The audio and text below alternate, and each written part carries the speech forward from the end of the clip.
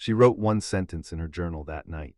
She wrote it sitting on the edge of the hotel bed in the gray hour before dawn, still in the clothes she had been wearing since the previous afternoon, her sandals on the floor where she had stepped out of them, the Rio de Janeiro heat already beginning to build outside the window even at that hour.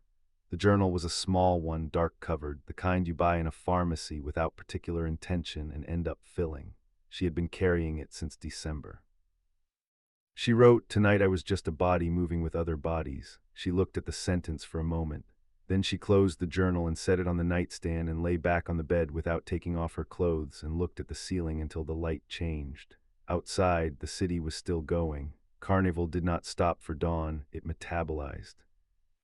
Dawn incorporated it, used it as one more element in the sustained, enormous, collective act of being alive together that had been building since the previous evening and would not complete itself for days. The sound of it came through the window even with the glass closed. Percussion, voices, the particular frequency of a crowd that has ceased to be a collection of individuals and become something more like a single organism, moving and breathing and expressing itself in unison. She had been inside that organism for 6 hours. Nobody had known who she was. This is the story of what that meant, and why in January 1970, in a city she had never visited before and would not visit again, it was the most important thing that had happened to her in years.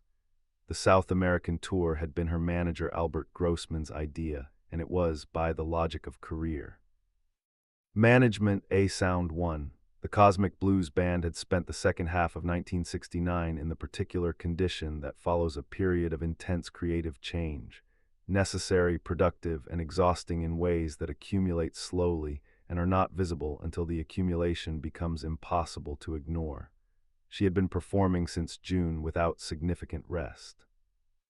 The reviews had been extraordinary. Critics who had expected the transition away from Big Brother and the holding company to diminish her had found instead that the new configuration had given her something to push against in new ways, had expanded the emotional range available to her rather than contracting it. But the expansion had a cost, as expansion always does. She was tired in a way that sleep did not entirely address. The tiredness lived below the level that rest could reach, in the particular interior space where the performing self and the private self negotiated their ongoing arrangement, where the question of how much to give and how much to keep in reserve was settled anew every night, and where the settlement had been for the better part of a year the same: give everything, keep nothing. Brazil had been proposed as a change of context, new audiences, new geography, new air, the logic of changing everything external in the hope that something internal would follow. She arrived in Rio de Janeiro in January 1970 with the band, drummer Maury Baker, bassist Brad Campbell, guitarist John Till, the horn section that had become part of the Kozmic Blues sound. They were booked for several performances, but the first days were unscheduled, and it was in those unscheduled days that the city began to do what cities do when you arrive in them without an agenda. It showed her something she had not seen before. Rio in January is not the same city in January that it is in other months. In January, Carnival is approaching, not yet arrived, not in its full official form, but present in the way that large things are present before they fully materialize. In the rehearsals that spill out of samba schools into adjacent streets, in the percussion that starts in the afternoon and does not stop, in the quality of the crowd on any given corner or plaza that is slightly more alive, slightly more collectively aware of itself than crowds in other cities in other seasons. She had been in the city for 3 days when a woman named Leah, a local musician who had been engaged as a liaison for the tour, fluent in English and in the particular requirements of foreign artists arriving in an unfamiliar context, offered to take her somewhere that night. Not a show, not a venue, a street celebration in one of the neighborhoods where the carnival preparations were most advanced. The samba schools rehearsed in the open, their numbers swelling each night as the season built, and the rehearsals were not performances in the formal sense. They were the thing before the performance, the living preparation, and they were open to anyone who arrived and was willing to be part of the crowd rather than an observer of it. Janis said yes without deliberating. She left the hotel with Leah in the early evening, dressed simply, jeans and a loose shirt, the beaded necklaces she always wore but none of the feather boas, none of the assembled public version of herself that she wore to shows and to the kinds of events where being Janis Joplin was the point. She looked, in the warm, early evening light of a Rio street, like a woman from somewhere else who had come to see something she had heard about, which was precisely what she was, and nothing more and nothing less. The street they arrived on was already full. Not the organized fullness of an audience, not the rows and configurations of people who have come to a specific place to receive a specific thing.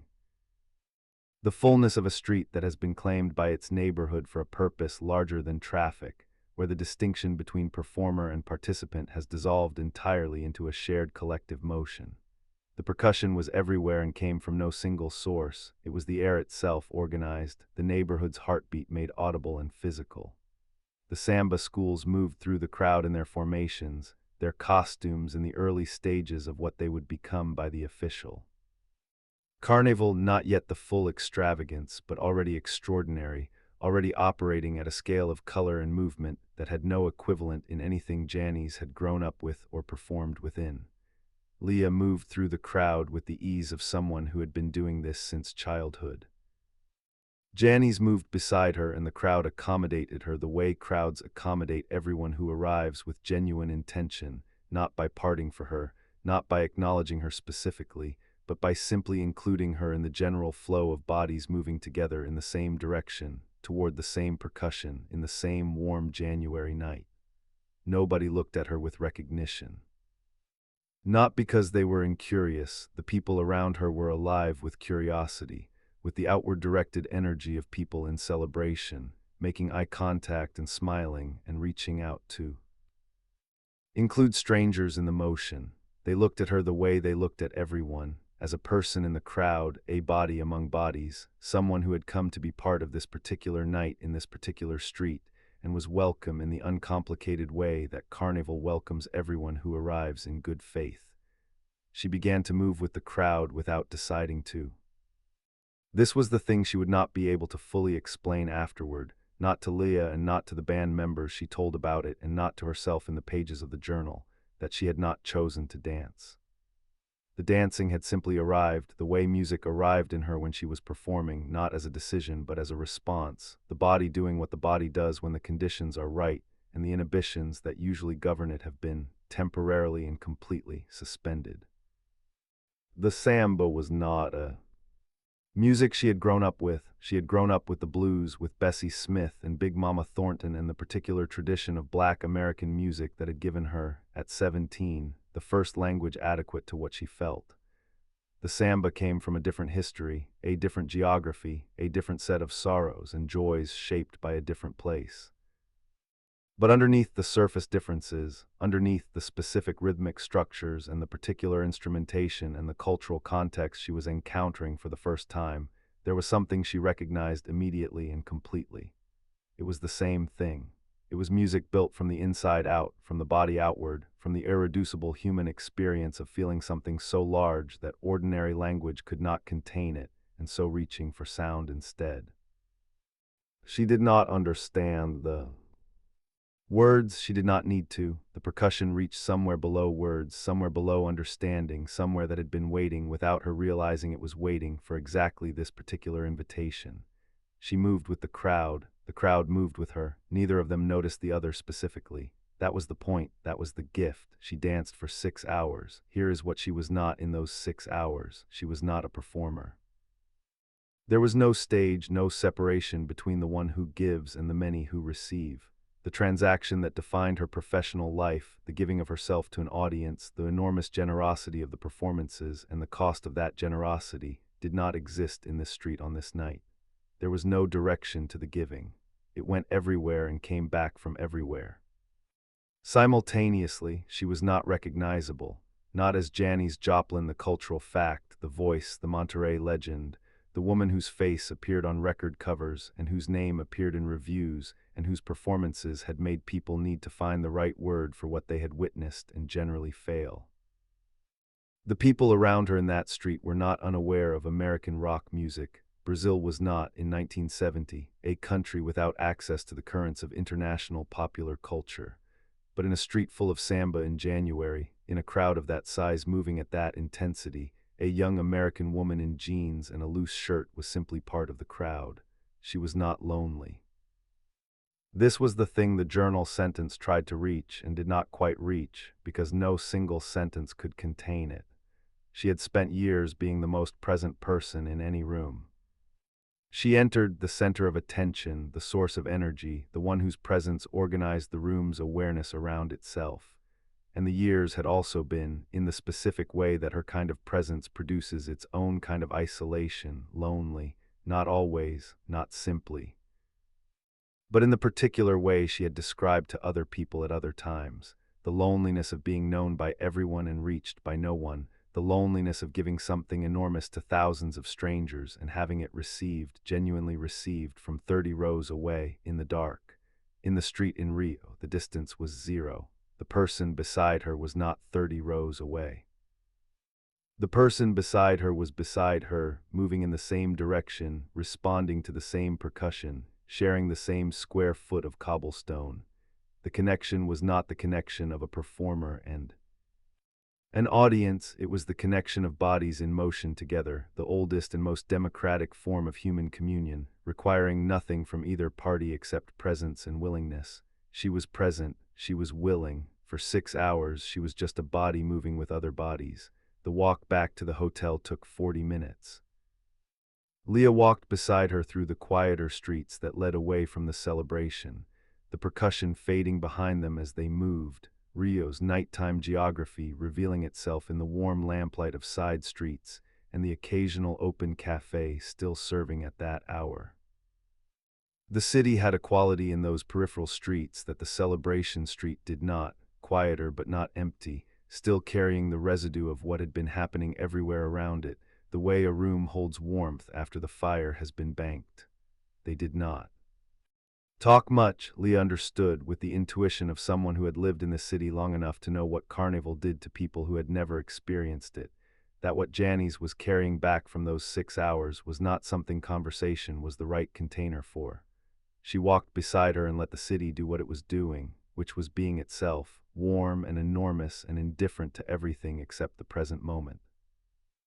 There was a cafe on a corner near the hotel that was still open, its light spilling yellow onto the sidewalk, 2 men at the counter speaking in Portuguese, a radio playing something Janis didn't recognize from somewhere in the back. Leah asked if she wanted coffee. Janis said no. They stood on the corner for a moment anyway, without quite knowing why, as if the walk needed one more pause before it ended, one more moment of being in the city before returning to the room that belonged to the tour and the schedule and the version of herself the next few days would require.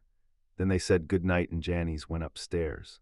The room was quiet and climate-controlled and smelled of the particular neutrality of hotel rooms, a smell designed to belong to no one, to carry no history, to be the same whether you were arriving or leaving or somewhere in between. She sat on the edge of the bed and was aware of the contrast between the room and the street she had just left in a way that was not unpleasant. The room was fine. The room was what the room was, but she had been for 6 hours somewhere else entirely, and the somewhere else was still in her body, in the specific residue of motion and percussion and the warm press of a crowd that had not needed anything from her except her presence. She was aware of her own body in a way she was not usually aware of it outside of performances, the good tiredness of physical exertion rather than the accumulated tiredness of sustained emotional output. Her feet were sore, her throat was intact, she had not sung a note, she had been for 6 hours simply a person. She picked up the journal. The sentence she wrote was not an attempt at poetry. It was not a lyric, not an image constructed for effect, not the kind of thing she might have worked into a song. It was simply the most accurate description she could find for something that had happened to her, in the specific, compressed language of someone who is very tired and does not want to lose the thing before sleep takes it. Tonight I was just a body moving with other bodies. The just was important. It was doing the work. It was not diminishment. She was not saying that being just a body among bodies was less than being Janis Joplin. She was saying it was different. She was saying that the difference had been for 6 hours an extraordinary relief. She had been performing since 1966 at a level of emotional intensity and public exposure that had no off switch. The performances were real. Everything she gave on a stage was genuinely given, extracted from a real interior life at real cost. That was the source of their power and the source of the cost simultaneously. She did not perform emotion, she transmitted it. and the transmitting required the transmitter to be constantly full, constantly available, constantly willing to open completely to whatever the music and the audience required. The street in Rio had asked nothing of the transmitter, it had asked only of the body. And the body had answered without reservation, without calculation, without the careful management of self that public life required. The body had simply moved, as bodies do when the percussion is right and the night is warm and nobody is watching you specifically, only together, only all of it at once, only the enormous collective motion of people who have come to the same street for the same reason and are for the duration the same thing. She closed the journal. She lay back. The ceiling of the Rio hotel room was white and featureless, and she looked at it until her eyes closed. Outside, the city was still going. She could feel it through the walls, the percussion, fainter now but still present, the heartbeat of a celebration that did not require her and did not miss her and had included her for 6 hours without asking anything in return. She had needed that. She had not known before tonight exactly how much. In 10 months the Pearl sessions would be finished. In 10 months the work that she had been moving toward since the decision in the Manhattan restaurant, since the rebuilding, since every night of the Kozmic Blues tour, that work would be complete, captured, permanent. But on this night in January in Rio, none of that existed yet. There was only the ceiling and the city outside and the sentence in the closed journal on the nightstand and the extraordinary ordinary feeling of a body that had spent 6 hours being nothing more and nothing less than exactly itself. It was enough. It was, she thought, before sleep finally arrived, more than enough. It was everything.